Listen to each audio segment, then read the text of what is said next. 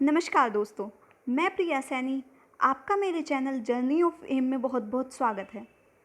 दोस्तों, जो मैं आज का टॉपिक आपके लिए लाई हूँ वो भारतीय संविधान का विकास, जो कि हमारा पॉलिटिकल साइंस का टॉपिक है, जिसमें हमने 3 वीडियोस अब तक अपलोड कर दी थी आपके लिए, जिसमें हमने अनुसूचियाँ, भाग तथा संविधान के विदेशी स्रोत कि कहाँ से क्या क्या चीज़ें ली गई हैं, वो सब मैंने आपको वीडियोस में कंप्लीट कर दिया था। अगर आपने वो वाली वीडियोस नहीं देखी है तो प्लीज़ पहले वो वाली वीडियोस देखिएगा, इसके बाद इस वाली वीडियो पे आइएगा।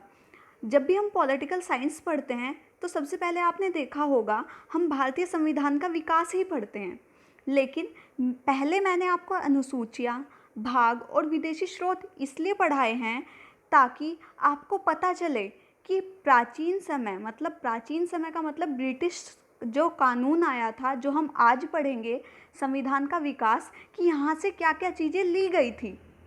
क्योंकि आपको वो वाली चीज़ें तो याद होंगी जो भारतीय संविधान में वर्तमान में सम्मिलित हैं। अब आपको यहाँ से वो चीज़ याद रहेगी जो यहाँ से ली गई हैं। ठीक है दोस्तों, मैं इसके 2 पार्ट्स बनाऊंगी। जो आधे एक्ट हैं वो हम आज करेंगे और जो बाकी एक्ट बचे हुए हैं वो इसके पार्ट 2 में करेंगे, ताकि आपको भी याद करने में आसानी रहे और वीडियो ज़्यादा लंबा भी नहीं हो। ठीक है दोस्तों, चलिए देखते हैं। वीडियो शुरू करने से पहले मैं आपको एक बात कहना चाहूँगी कि अगर आपको मेरी वीडियो अच्छी लगती हैं तो प्लीज़ मेरे चैनल को लाइक और सब्सक्राइब करना ना भूलें। साथ ही अपने दोस्तों को भी ज़्यादा से ज़्यादा शेयर करें। मुझे अपना इतना सपोर्ट दे दीजिए। चलिए शुरू करते हैं।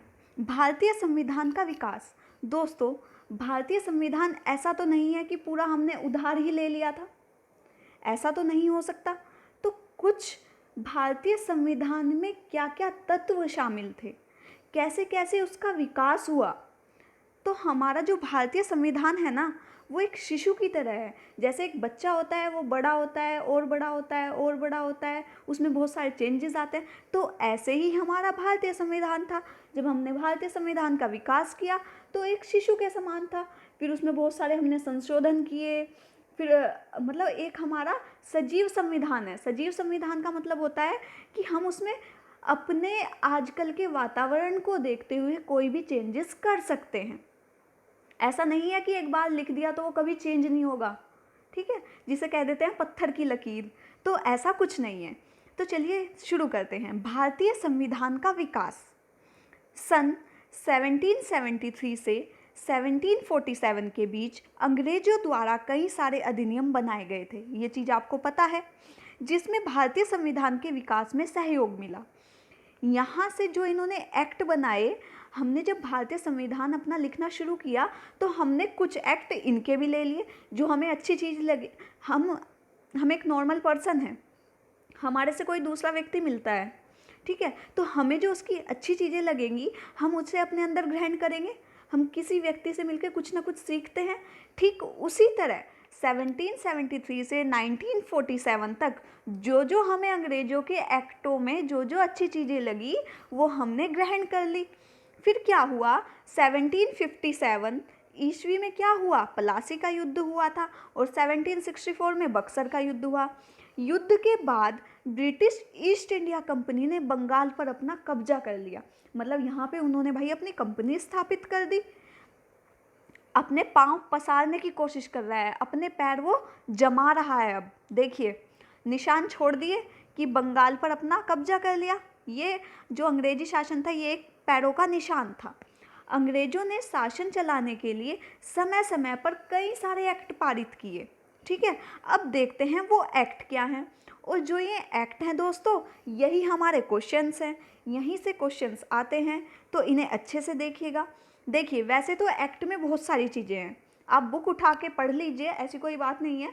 बुक में आपको बहुत सारी चीज़ें मिल जाएंगी, लेकिन स्मार्ट स्टडी जिसे कहते हैं वो कीजिए, क्योंकि सारी चीज़ें रटने से कोई फ़ायदा नहीं होगा। जो इम्पोर्टेंट है वो याद रखिए, बाकी छोड़िए। ठीक है, चलिए। सन 1773 का रेगुलेटिंग एक्ट, जो 1773 में उन्होंने एक्ट निकाला था उसे रेगुलेटिंग एक्ट कहा गया था। इस एक्ट के अंतर्गत क्या हुआ था दोस्तों, कलकत्ता प्रेसिडेंसी में एक ऐसी सरकार की स्थापना की गई थी जिसमें गवर्नर जनरल और उनकी परिषद के 4 सदस्य थे। मतलब एक कलकत्ता एक प्रेसिडेंसी बन गई थी जिसमें क्या हुआ था, एक तो गवर्नर जनरल हो गया, एक हेड हो गया और उसकी परिषद, और जो उसकी परिषद थी उसमें कितने व्यक्ति थे, 4 सदस्य थे। अब इसकी 4 विशेषताएं हैं इस एक्ट की, तो देखते हैं क्या है। कंपनी के शासन पर संसदीय नियंत्रण, जो कंपनी का शासन हो रखा था उस पर क्या हो गया था, संसदीय नियंत्रण स्थापित हो गया था। बंगाल के गवर्नर को तीनों प्रेसिडेंसियों का जनरल नियुक्त किया गया, मतलब जो ये बंगाल में उन्होंने अपनी जो फैक्ट्री लगाई थी उसमें क्या हुआ, तीनों प्रेसिडेंसियों का गवर्नर नियुक्त कर दिया था, जनरल नियुक्त कर दिया था। कलकत्ता में एक सुप्रीम कोर्ट की स्थापना की गई। कलकत्ता में उन्होंने तो अपना एक सुप्रीम कोर्ट भी बना लिया। अब देखिए वो अपने पाँव पसारता जा रहा है, अपनी चादर फैलाता जा रहा है। तो जो सुप्रीम कोर्ट स्थापित किया उसका जो न्यायाधीश था वो कौन था, अंग्रेजी होगा भाई। जब अंग्रेजों ने स्थापना की है तो भारत को क्यों बनाएंगे, ठीक है, तो कौन था, सर एलिजा इम्पे, नाम याद रखिएगा, मोस्ट इम्पोर्टेंट है। और इसके साथ अन्य 3 और थे, 3 और न्यायाधीश कौन से थे, हाइड, चैम्बर और लेमेस्टर। इसे आप HCL की ट्रिक से याद कर लीजिएगा, मैंने इसे HCL की ट्रिक से याद किया है, हाइड, चैम्बर और लेमेस्टर, ठीक है। अब देखते हैं, इस अधिनियम के द्वारा ब्रिटिश सरकार का कोर्ट ऑफ डायरेक्टर के माध्यम से कंपनी पर नियंत्रण रखा जाता था। कोर्ट ऑफ डायरेक्टर COD, ठीक है, COD के माध्यम से कोर्ट ऑफ डायरेक्टर था जो, वो इस पे क्या रखता था, कंपनी पर पूरी तरह से नज़र रखता था, ठीक है। तो ये सब कौन रख रहे थे नजर, ब्रिटिश सरकार रख रही थी कि भारत में जो कंपनी स्थापित हुई है वो ठीक प्रकार से चल रही है या नहीं चल रही है, तो कौन रखता था, COD रखता था। आई होप आपको सारी वीडियो अब तक की अच्छे से क्लियर हो रही होगी। अगर कहीं कोई भी दिक्कत है तो आप मुझे कमेंट बॉक्स में कमेंट करके बता सकते हैं। चलिए अब देखिए नेक्स्ट एक्ट आता है हमारा, इसमें इतना ही इम्पोर्टेंट था। चलिए, सन 1784 ईस्वी का पीट्स इंडिया एक्ट। अब पीट्स इंडिया एक्ट क्या था दोस्तों, तो 1784 का जो पीट्स इंडिया एक्ट था, इसमें क्या हो गया था, दोहरा प्रशासन आरंभ हो गया था। मतलब दोहरा प्रशासन मतलब 2 नीतियाँ प्रशासन करने लगी थी, राजनीतिक और वाणिज्यिक कार्य अलग हो गए थे, एक तो राजनीतिक हो गया और एक वाणिज्य कार्य हो गया, तो दोनों अलग अलग कर दिए थे। मतलब अब वो अपने वाणिज्य में तो थे ही, वो वाणिज्य व्यापार तो करने के लिए कंपनी लगाई थी, अब वो राजनीति में भी हस्तक्षेप करने लगे थे। राजनीति मामलों के प्रबंध के लिए BOC का गठन किया गया था। BOC कौन थी, बोर्ड ऑफ कंट्रोल, कौन थी, बोर्ड ऑफ कंट्रोल, मैंने यहाँ शॉर्ट फॉर्म में लिखा है, ठीक है। तो राजनीति मामलों के लिए BOC, बोर्ड ऑफ कंट्रोल की स्थापना की गई थी, और वाणिज्य के लिए तो BOD था ही, हमने पहले एक्ट में पढ़ा है। भारत में कंपनी के कार्य और प्रशासन पर पूर्ण नियंत्रण रखा जाता था कि कंपनी क्या क्या कार्य कर रही है, किस तरह से प्रशासन कर रही है। इस पे जो ब्रिटिश सरकार थी, ब्रिटिश काउंट थी, जो ब्रिटिश रानी थी, रानी कौन थी, एलिजाबेथ, मतलब वही नज़र रख रही थी पूरे उस पर। चलिए आगे बढ़ते हैं, 1793 का एक्ट। अब देखिए 1793 का चार्टर एक्ट में क्या हुआ, इस अधिनियम में नियंत्रण बोर्ड के सदस्य और कर्मचारियों के वेतन की भारतीय राजस्व में व्यवस्था की गई कि भारत से ही ना जो नियंत्रण बोर्ड के सदस्य थे, नियंत्रण बोर्ड के 4 सदस्य नियुक्त किए गए थे, उन्हें क्या दिया जाने लगा था, वेतन दिया जाने लगा था, भाई सैलरी मिलने लगी थी। अब जब सैलरी मिलने लगी थी तो वो कहाँ से दी जाती थी, तो वो तो भारत के बैंक बैलेंस से जा रही थी सैलरी। तो देखिए अब लूटना शुरू कर दिया ब्रिटिश शासन ने, ठीक है। तो अब देखिए यहाँ से क्या हो गया, यहाँ से इम्पोर्टेंट है, वेतन देना शुरू कर दिया था। नेक्स्ट आता है हमारा 1813 का चार्टर एक्ट।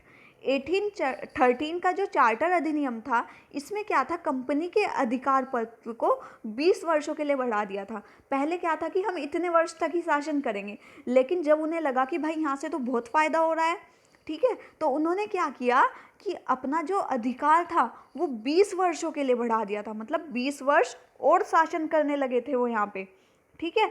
और कंपनी के भारत के साथ व्यापार करने के एकाधिकार को भी छीन लिया था, ठीक है, कि एकाधिकार खाली कंपनी ही ऐसी नहीं होगी कि खाली एकाधिकार खाली कंपनी ही शासन करेगी, और लोग भी शासन करेंगे।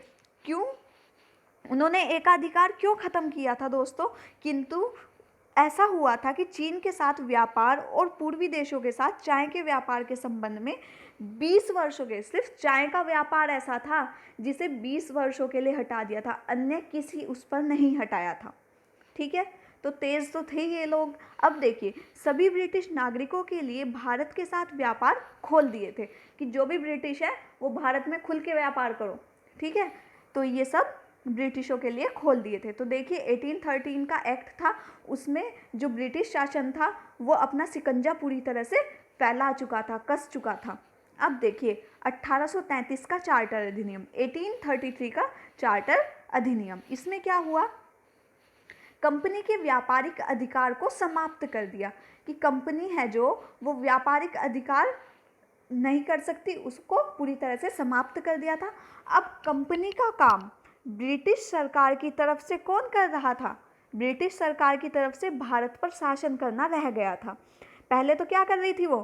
कंपनी पर नज़र रख रही थी जो हमारी ब्रिटिश शासन थी। अब क्या कर रही थी? भारत के शासन पर रखने लगी थी नज़र कि भारत के शासन कैसे चलाया जाए। तो अपना शिकंजा तो कस ही रहे थे, तो अब उसने क्या कर दिया? भारत के शासन पर नज़र रखना शुरू कर दिया था। बंगाल की गवर्नर जनरल को भारत का गवर्नर जनरल कहा जाने लगा। पहले तो बंगाल का ही गवर्नर था, अब क्या हो गया? पूरे भारत का गवर्नर जनरल बन गया था। ठीक है, आई होप आपको सारी चीज़ें क्लियर हो रही होंगी। और जो भारत का पहला गवर्नर जनरल बना था उसका नाम था लॉर्ड विलियम बेंटिक। ये क्वेश्चन आता है, आप इसे अच्छे से याद रखिएगा। इस समय क्या हुआ दोस्तों? विधि आयोग की भी नियुक्ति की गई।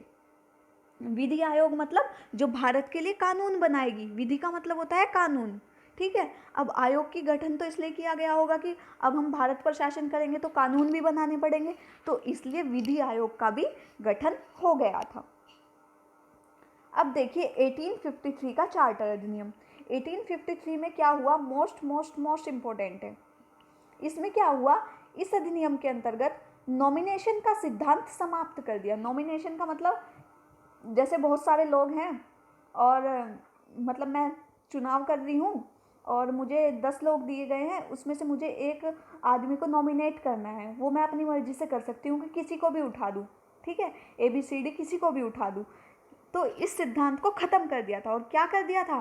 कंपटीशन एग्ज़ाम की व्यवस्था कर दी थी, जिसका अनुकरण दोस्तों हम आज भी करते हैं कि हम कंपटीशन एग्ज़ाम की क्या करते हैं? कंपटीशन एग्ज़ाम देकर ही तो हम जॉब पाते हैं। तो उस टाइम भी कंपटीशन एग्ज़ाम यहाँ पर शुरू कर दिए गए थे। कब शुरू कर दिए गए थे? 1853 से 2020 तक हम कंपटीशन एग्ज़ाम देते आ रहे हैं। ठीक है, आज भी ये व्यवस्था है, तो ऐसे आप चीज़ों को याद रखिएगा। चलिए अब देखते हैं सन 1858 का चार्टर अधिनियम। 1858 का चार्टर अधिनियम क्या था? भारत का शासन ब्रिटिश क्राउन के हाथों में सौंप दिया गया था। जो भारत का शासन था पहले तो कौन देख रहा था? BOC बोर्ड ऑफ कंट्रोल और BOD बोर्ड ऑफ डायरेक्टर। लेकिन अब क्या हो गया? BOC एंड BOD ने किसे सौंप दिया था? सीधा ब्रिटिश क्राउन को क्या सौंप दिया था? भारत का शासन उसके हाथों में सौंप दिया था। ठीक है, 1858 में भारत में मंत्री परिषद की व्यवस्था की गई कि भारत में एक मंत्री परिषद होनी चाहिए जो कि इस पर कानून को उनके अच्छे से चलाएगी। 15 सदस्यों वाली भारत परिषद बनाई गई कि जिससे भारत नाराज ना हो, तो भारत को भी उसमें कुछ लोगों को शामिल कर देते हैं। तो 15 सदस्यों की भारतीय परिषद बनाई गई। भारत मामलों पर ब्रिटिश संसद का सीधा नियंत्रण। जो भारत के मामले थे अब उसे भारतीय नहीं सुलझाते थे, अब उसे जो ब्रिटिश लोग थे वो सुलझाने लगे थे। देखिए अब आ गई पूरी संपत्ति उनके हाथ में। ठीक है, अब वो शासन कौन कर रहा है? ब्रिटिश शासन कर रहा है। ठीक है, ऐसे करके ही उन्होंने जो हमारा भारत सोने की चिड़िया थी उसे क्या कर दिया था? पूरी तरह से लूट लिया था। चलिए आगे बढ़ते हैं। 1861 का भारतीय शासन अधिनियम। अब 1861 का भारतीय शासन अधिनियम क्या था दोस्तों? तो 1861 का भारतीय शासन अधिनियम गवर्नर जनरल की कार्यकारिणी परिषद का विस्तार हुआ कि जो कैसे कैसे कार्य करेगी, कार्यकारिणी जो उसकी हेल्प करेगी गवर्नर जनरल की, वो स्थापना कर दी गई। विभागीय प्रणाली का प्रारंभ किया गया। विभागीय प्रणाली क्या होती थी?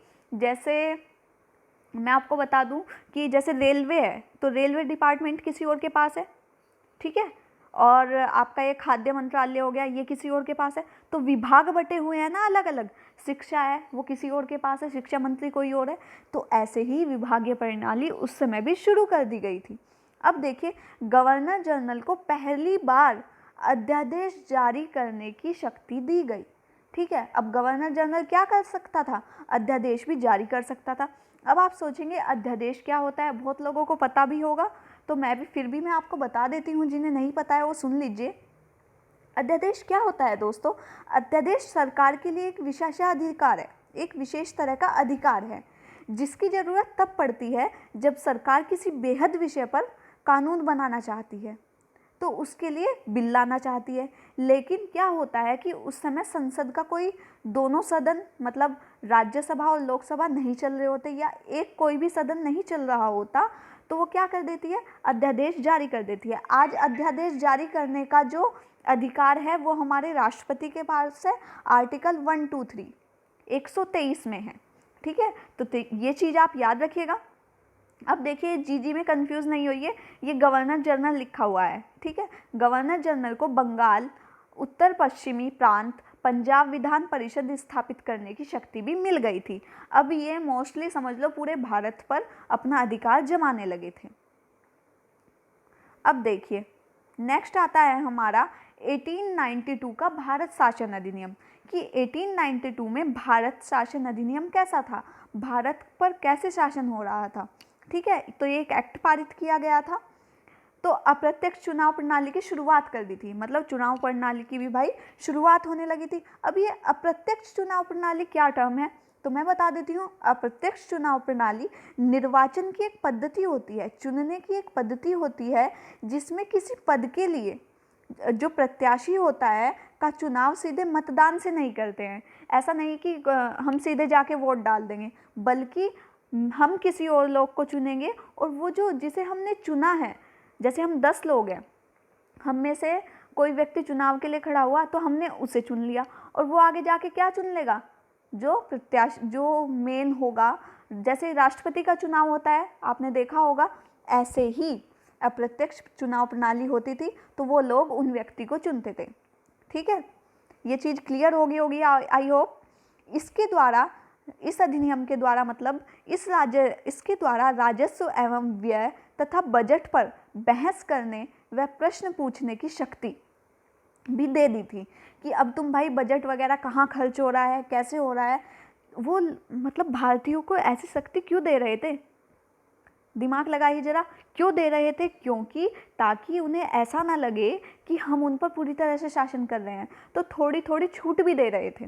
ठीक है, कि तुम प्रश्न पूछ सकते हो और बजट वगैरह पर तुम अब बात कर सकते हो, तो ये सब भी उन्हें छूट दे रहे थे, क्योंकि ताकि भारत जो है वो क्या ना कर दे, आंदोलन ना कर दे, उसका बहिष्कार ना कर दे, इसलिए। ठीक है, तो ये चीज़ आपको क्लियर हो गई थी, क्योंकि 1857 में जो क्रांति हुई थी दोस्तों, उससे जो ब्रिटिश शासन को एक भय हो गया था कि हाँ, अब भारतीय हमारी नीति समझने लगे हैं, तो उसी को देखते हुए उन्होंने थोड़ी थोड़ी छूट देनी शुरू कर दी थी।